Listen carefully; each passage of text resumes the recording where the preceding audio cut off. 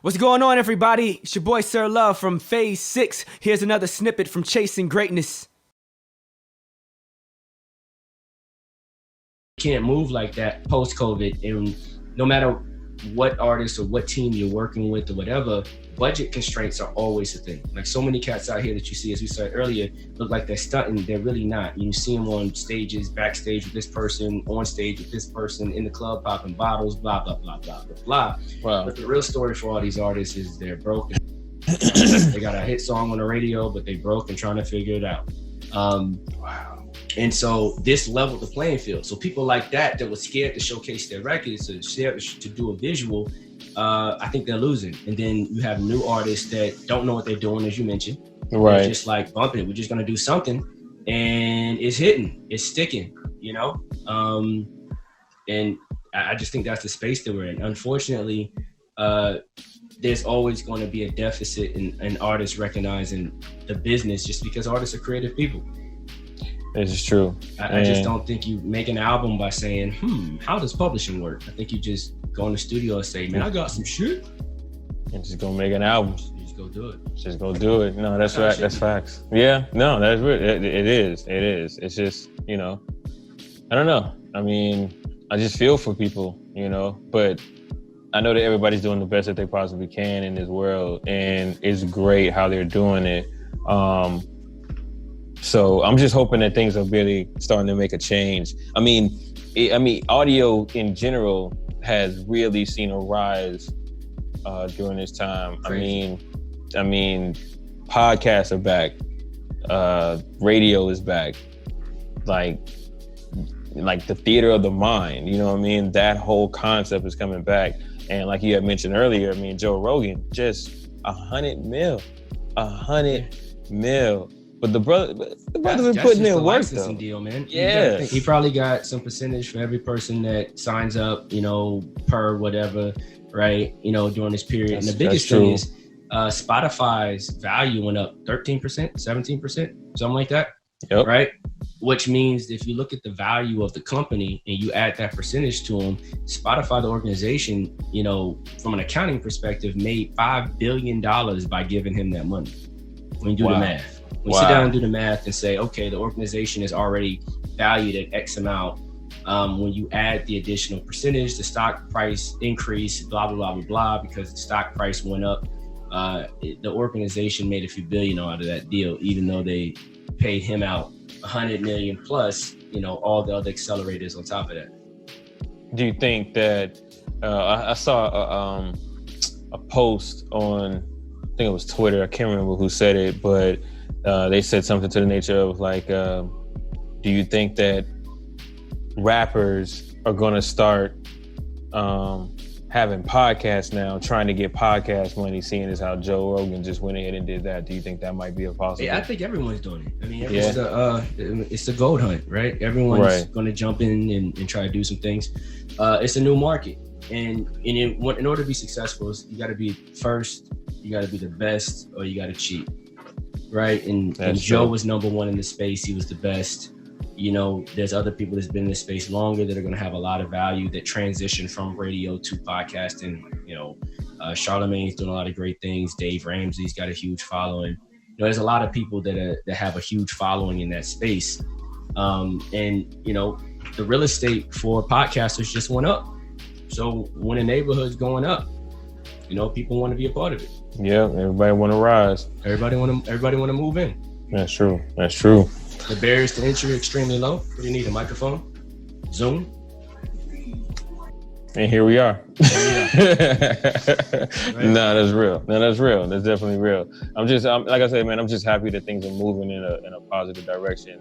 Because the world stood still for a while, you know, and as everybody, you know, dealt with the issues that came with it and the seriousness that was definitely behind every handshake or greeting. You know, people were, for the most part, you know, considerate of everyone else. And, you know, I'm happy to see, you know, that we are still in this together, you know, though I'm still saddened about, you know, how we're kind of progressing as far as a country. But in the end of the day, you know, man, my hearts go out to all of those that lost, you know, loved ones, and you know, but you know, this time it's changed a lot of things, but it's also created a lot. There's a lot of weird energy going on in this space right now. I think about it from a music perspective, like Tekashi coming out in the way that he's been moving in the space. I mean, this cat is a super troll, and this cat has the ability to create attention. And when you look forward in the future, it's a crazy debate my wife and I were having, is that the future is less about being real.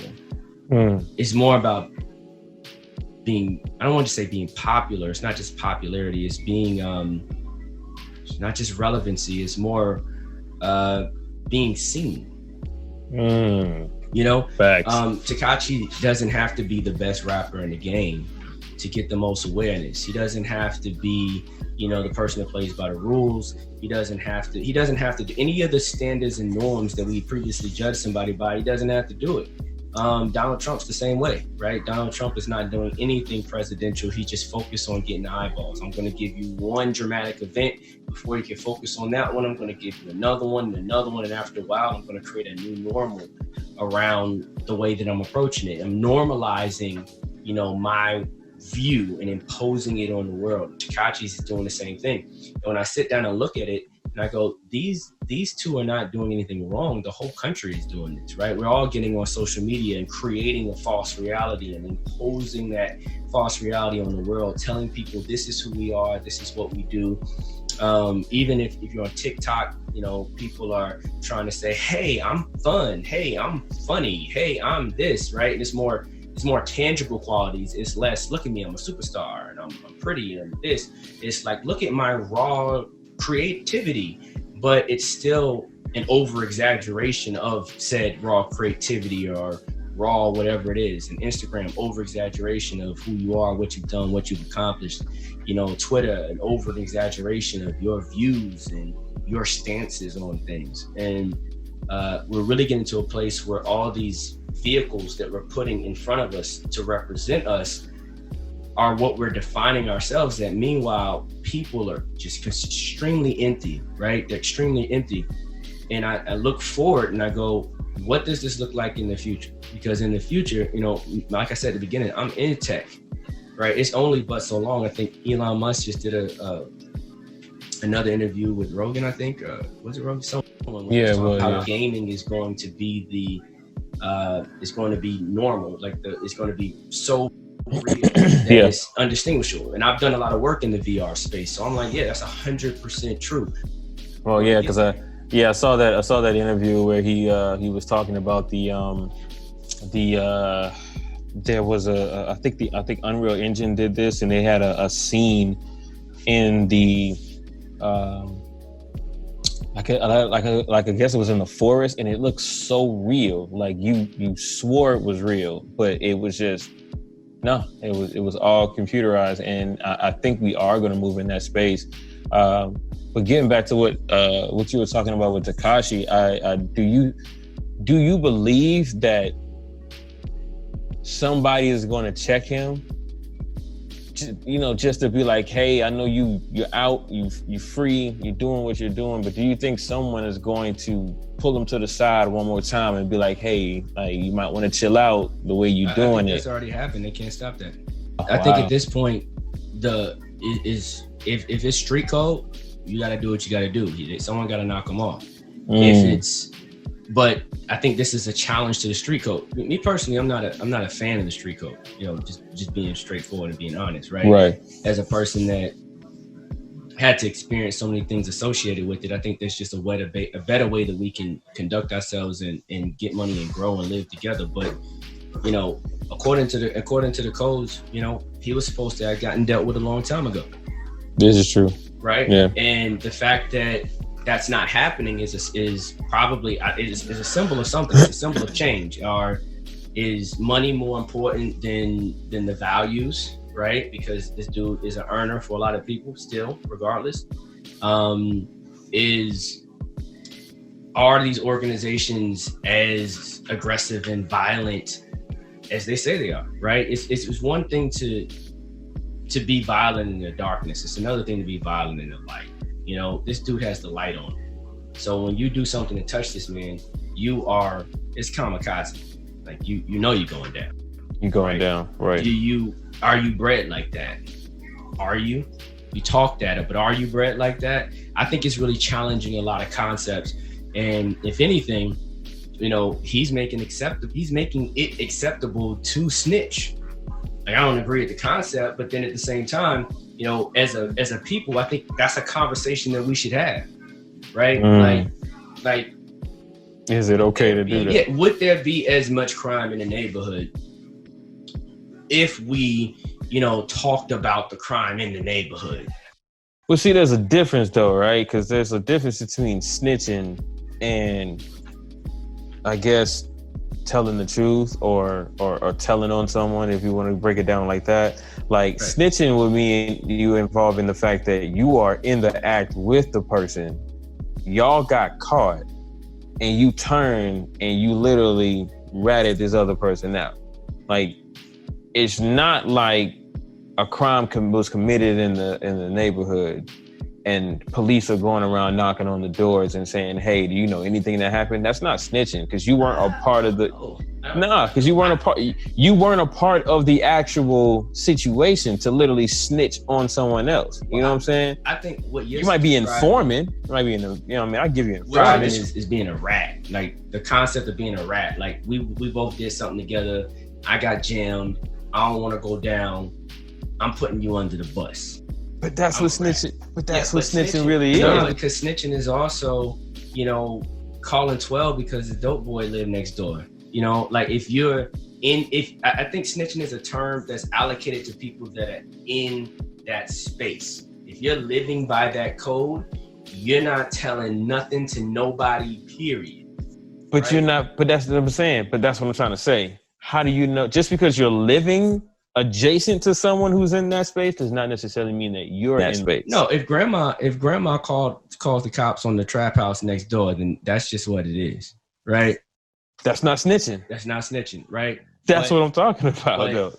If you know, her 16-year-old grandson does, regardless if he's in the game or not, he's gonna be viewed as a snitch. It's the truth. It's unfortunate, but it's the truth. I mean, I get that. I mean, that's the viewing of it, but people view things, you know, wrong all the time. You know what I mean? I'm just saying, like, when it comes, this is an environment where wrong can get you, can lose your life. Yeah, that is right? True too. Yeah. So it's like, you know, I think that, and then I don't necessarily agree with calling the cops, because, I mean, you see how that goes, right? Well, yeah. that you know, they're going to come into the neighborhood, escalate the problem. Somebody's going to get shot for no reason.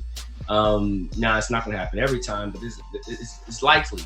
You know, it's likely. The stuff that we see on TV is, you know, people think that, oh, those are the minority. No, those are majority from this perspective. Like, that stuff happens regular. That's the reason why people don't call the cops.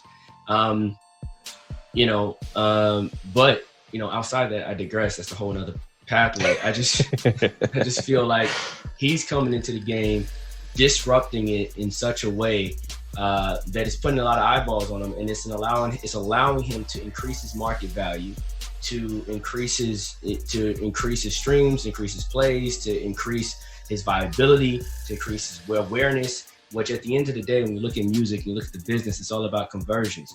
How can I convert? Whatever, like, every artist has a conversion rate. Right? 3% of the people that listen to your music will become fans. 10% that listen to your music will become fans. Whatever. You want to get the highest conversion rate possible, right? And that comes from tapping into your audience, having high quality content, having high quality music. All the other variables and things that we use to measure quality are some of the things that help increase conversion rate, right? Other things can also be, you know, popularity, who you're associated with, you know, different other metrics around that, right? Right. But outside of your conversion rate and all the things you can do to increase your conversion rate itself, you still have to increase the audience so that you can convert. So one thing that he does amazingly is that, you know, his conversion rate could be small. A lot of people that say his name don't listen to his music. That's fact. Right? But so his conversion rate is probably really low, right? However, his reach is really massive. And because of that, he's increasing his conversion, right? So he had a choice over reach or, you know, all the other, or conversion, and he's leaning on the reach side. And I think it's a successful strategy. And as long as he can get his audience to stay consistent and stay with him, because at the end of the day, this kid is speaking to people that are outside of that community that want to get in. What is his messaging? What is his look? Hey, this is a kid that wasn't really street, that wasn't really gangster, that wasn't really this, that was able to infiltrate those environments, become accepted into those environments, and then navigate, move with those environments, and then challenge those environments, then mock those environments. I mean, that's a creative and compelling story to a person that's on the outside that just wishes they can be cool or get whatever credit they're trying to get from being affiliated with that type of environment. You know, okay. I'll never forget when I was in high school, and I had to transfer schools aggressively, and I went from a really posh, uppity environment or whatever to a real violent environment. Like crunk music is out, they fighting first day of school, like someone get their head bust open with a bat and you take them out in the ambulance, right?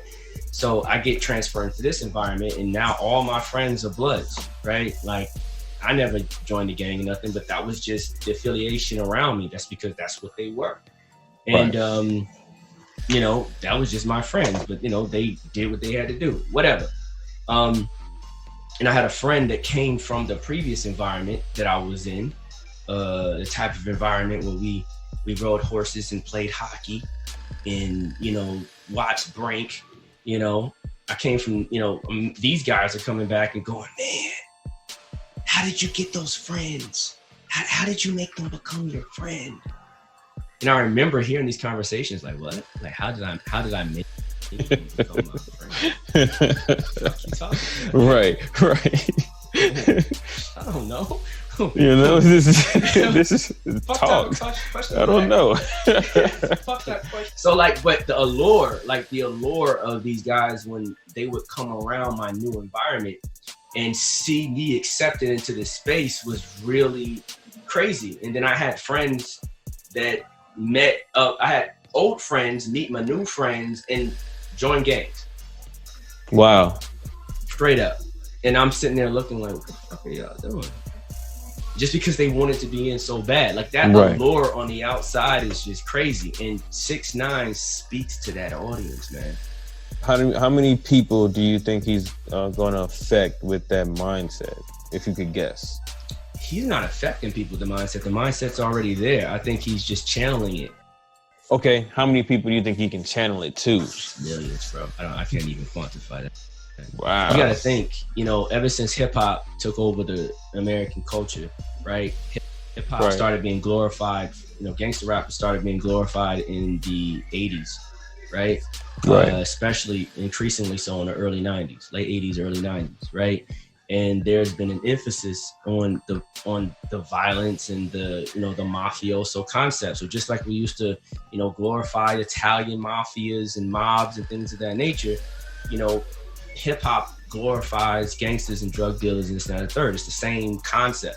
And so the same allure that we get out of watching Scarface is the same allure that people that are not in this life get by listening to hip hop music and blah, blah, blah, blah, blah. There's a motivation, there's an aggression to it.